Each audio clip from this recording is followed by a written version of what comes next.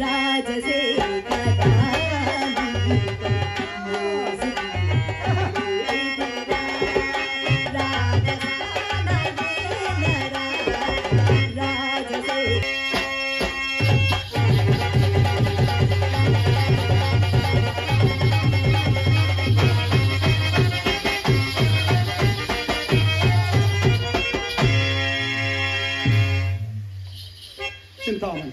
నీవు లోటు చేస్తావని ఏ చండాలుడు మీరే ఇంత పొడుగును పెట్టారు ఏకరో మర్చిపోతే ఎలాగూ ఈ అమ్మ మాత్రము నన్ను ఎల్లడిన పల్లెత్తి మాట్లాడినదా దినమును కొంచెము దారమాడినప్పుడు ఇట్టి గృహ చిత్రములు ఎంతటి వరకు ఉన్నవి కదా పడిన గోడలు పడినట్లే ఉండవు దైవమందులకు ఈ పూట ఆతరణ తారచన చేస్తున్నాడు ఎవరండి మనకు తారసిన వారు నేను ఇందాక బాగా నా మాట పూర్తిగా వచ్చినావు కావు ఇప్పుడు చెప్పండి ఆ తారచన చూడు బిలవమంగళుడు ఏంటి అవల కర్మాగారములు కార్యస్థానములు మేడల మెత్తలు కట్టుకొని కాపురం ఉంటున్న వాసుదేవమూర్తి గారు కుమారుడు నా భార్య మిత్రుడు యావండి బిల్వమంగళుడనగా బాగా ఎర్రగా బొద్దుగా మీకంటే ఎత్తుగా ఉంటారు వారేనా వారే వారే వారే వారే కానీ నువ్వెప్పుడు చూస్తుంది అది ఒకసారి వేణుగోపాల స్వామి ఆలయమునందు కళ్యాణ సమయమున కాబోలు గాంచితిని వారు చాలా భాగ్యవంతులని విన్నాను ఏ పాటి స్థితి ఉండనంటారు సుమారు 40 లక్షల నమ్మకం చింతామణి చెప్పండి ప్రకృత వినము చెప్పండి ఆ వినమనలో సహాయము ఆ దినములలో ఆటడే నేనే ఆటడను ఎట్లండా ఏమి ఆడిన ఒక్కయా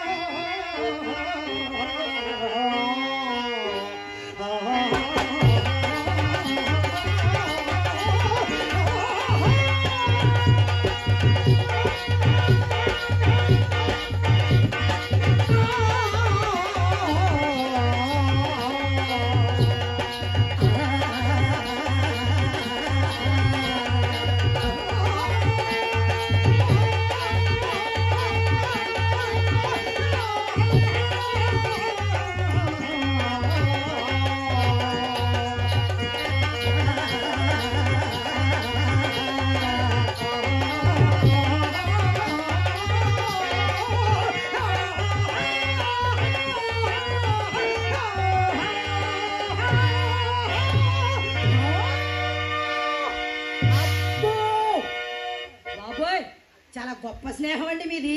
చెవులు భద్రాసిపోయినాయి.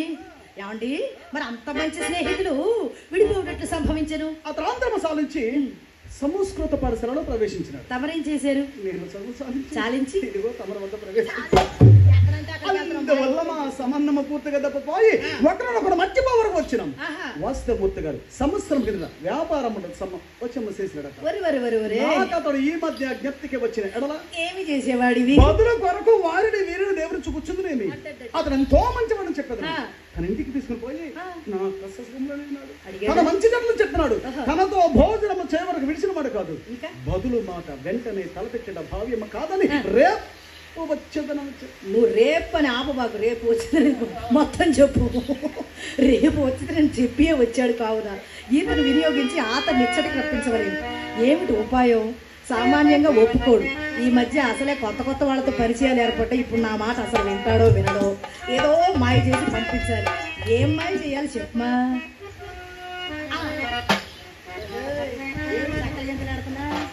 నేను పెట్టానండి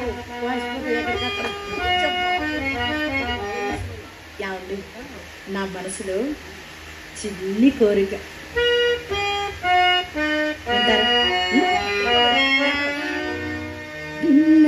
విన్నవించుకోనా చిన్ని కోరిక, విన్నవించుకోనా చిన్ని కోరిక,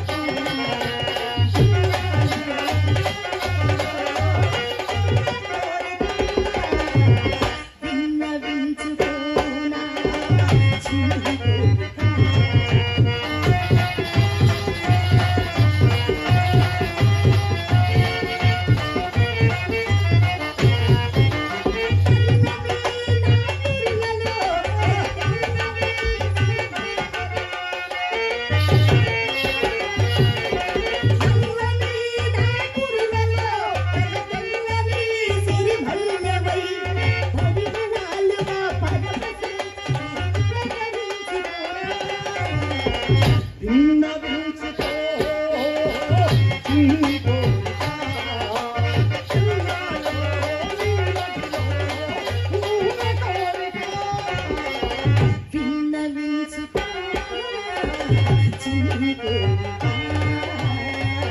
చెప్పండి ఏమిటా కోరిక? ఎలాగైనా సరే ఒక్కసారి మీ మిత్రుడు ఆ బిల్వ మంగళమూర్తి గారిని మన ఇంటికి ఆహ్వానించారు. ఏమిటండి నోరు గుడ్డి చెమ్ములా వెళ్ళబెట్టి రెండు చేతులు పైకెత్తారు. నా నీతికి మాత్రం భంగము రానియను. అదంత అరువైన కార్యం మాత్రం కాదు. ఎందుచేత? మహాపండితుడు వ్యాసుని కంటేనా? పరమనైష్ఠికుడు విశ్వామిత్ర మహర్షి కంటే, నారాయణుడి కంటేనా?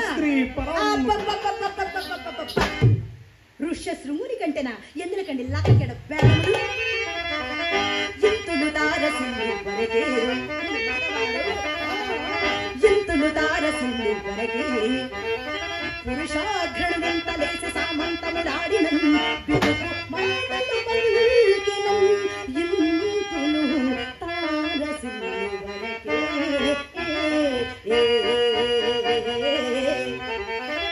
కామిని మణికాంత దుఃఖంచలాగ్ని కలికాంత వంశకపాటి సంగేని జంతటి పండుతుండగా ఎంతటి పండితుండైనా ఎంతటి పండితుండైనా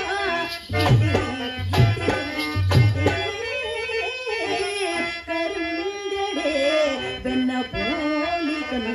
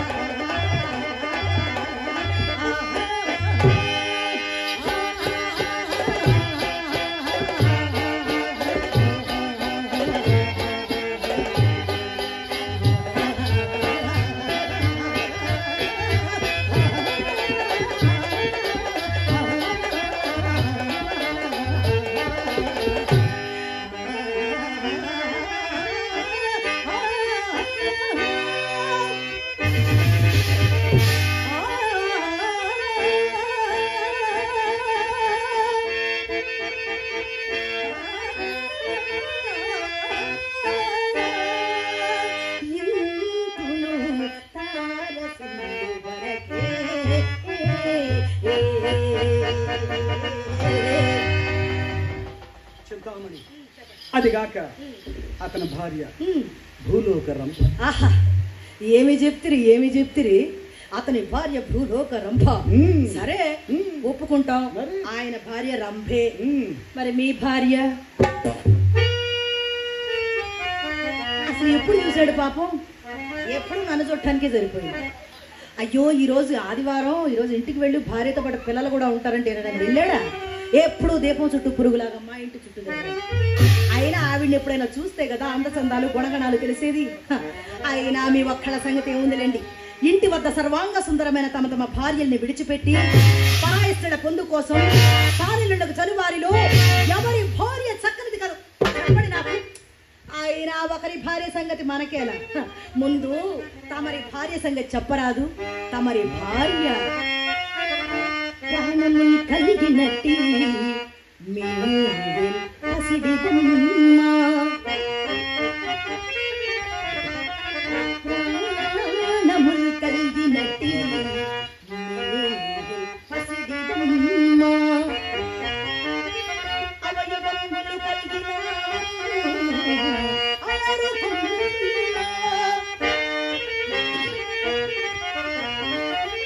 అట్టి భార్యను విడిచి నీవు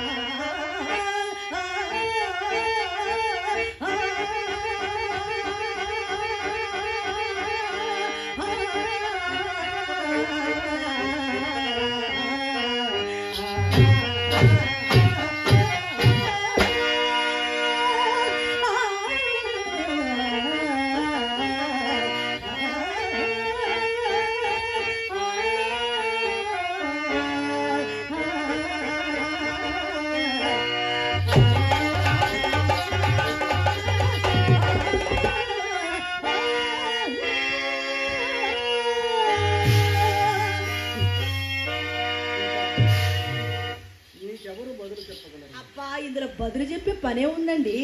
ఎలాగైనా సరే ఒకే ఒక్కసారి మీ మిత్రుడు ఆ బిల్వమంగళమూర్తి గారిని మన ఇంటికి ఆహ్వానించే భారము మీది, ఆమెను అతను ఆకర్షించే భారము నాది.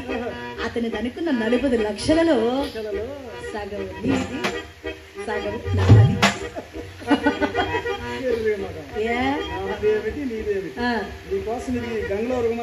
అవును, ఆ వెనకే ఉంది చెరువు. బండ కట్టుకొని దూకు, ఇక లేచే పనే ఉండదు. ఏం మనుషులండి మీరు? గంగలో దూకితే ప్రాణాలు పోతాయి. ఆయన మన ఇంటికి వస్తే డబ్బులు వస్తాయి. ఆ డబ్బులే మీ వద్ద ఉన్నాయి అనుకోండి, మా అమ్మతో పడవలసిన పని లేదు, మన ఆనందానికి అదే. అలాగే నువ్వు చెప్పిన సలహా మేరకు ఆ బిల్వమంగళమూర్తిని తీసుకుని వచ్చే ఈ శుభ సందర్భంలో 40 లక్షలు మన అవును, మొన్న పాడినట్టు పాడకూడదు, బాగా పాడాలి. నువ్వు ఎక్కడెక్కడో పాడు.